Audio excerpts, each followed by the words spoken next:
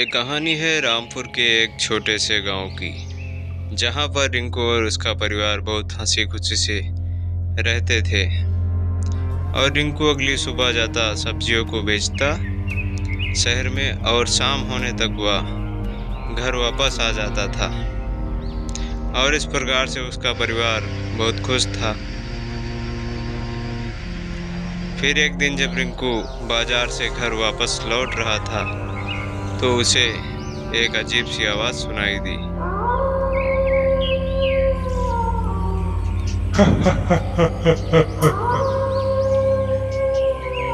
अपनी डरावनी आवाज को सुनकर वहीं पर बेहोश हो जाता है।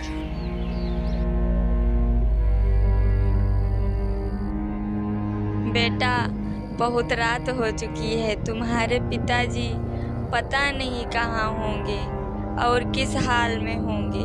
मुझे तो बहुत चिंता हो रही है कि अभी तक वो घर क्यों नहीं आए। माँ, तुम चिंता मत करो, मैं उस जंगल में जाऊंगा और पिताजी को शीघ्र ही लेकर आऊंगा। तुम ऐसे उदास मत हो। अरे नहीं नहीं बेटा, अंधेरा बहुत हो चुका है। कहीं तुम जंगली रास्ते में भटक गए तो वहाँ जाना खतरे से खाली नहीं होगा। मैं तुम्हें वहाँ नहीं जाने दूंगी। नहीं माँ, मुझे पता है पिताजी जरूर किसी मुसीबत में होंगे, नहीं तो अब तक घर आ गए होते। मैं शीघ्र ही जाऊंगा और उन्हें लेकर आऊंगा। इतना कहकर वह जंगल के रास्ते निकल जाता है। वह रास्ते में यही सोच रहा होता है कि पिताजी पता नहीं कहाँ और किस हाल में होंगे। जब वह जंगल के रास्ते पर पहुंचता है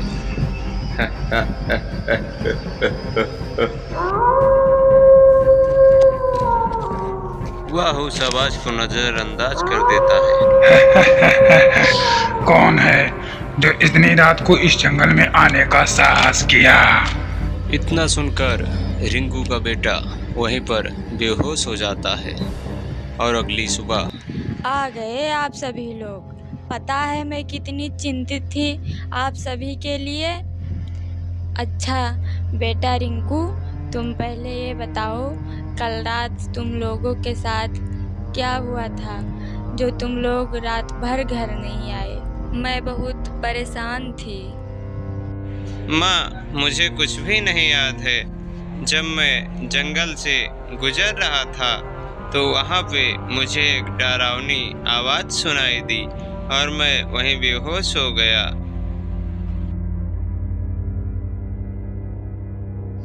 अगली शाम को जब सनी उस रास्ते से गुजर रहा था तो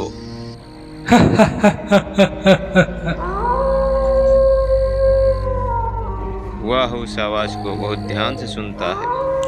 आ गए तुम, मुझे तुम्हारा इंतजार था। अरे कौन है जो मुझे डराने की कोशिश कर रहा है? अगर हिम्मत है तो मेरे सामने आओ। मैं इस जंगल में किसी से भी नहीं डरता। आज तक मुझे किसी ने नहीं बुलाया और तूने मुझे बुलाकर बहुत बड़ी गलती कर दी है। आज मैं तुझे खा जाऊंगा।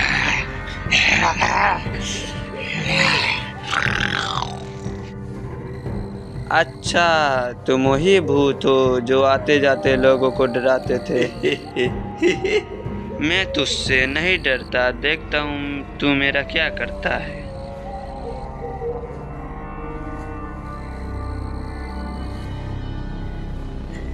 हे मूर्ख, मैं तुम्हारे सामने खड़ा हूँ और तुझे डर नहीं लगता है? तू मुझसे ये कैसी बातें कर सकता है? अगर मैं तुझे चाहूँ तो अभी मार सकता हूँ। अरे तू कैसा भूत है रे? तेरे को दिखाई नहीं देता? ऐसी बातें मैं अपने मुंह से कर रहा हूँ। अच्छा ये बता, तू अपनी चुड़ैल को साथ में क्यों नहीं लाया रे? इतना सुनते ही भूत को गुस्सा आ जाता है। अब तक तूने मेरा बहुत मजाक उड़ा लिया, अब मैं तुझे जिंदा नहीं छोड़ूंगा। और वह उसी दिन से गांव के आदमियों को भी मारने लगा। जो भी रात को उसे गांव में दिखता वह उसे मार देता था।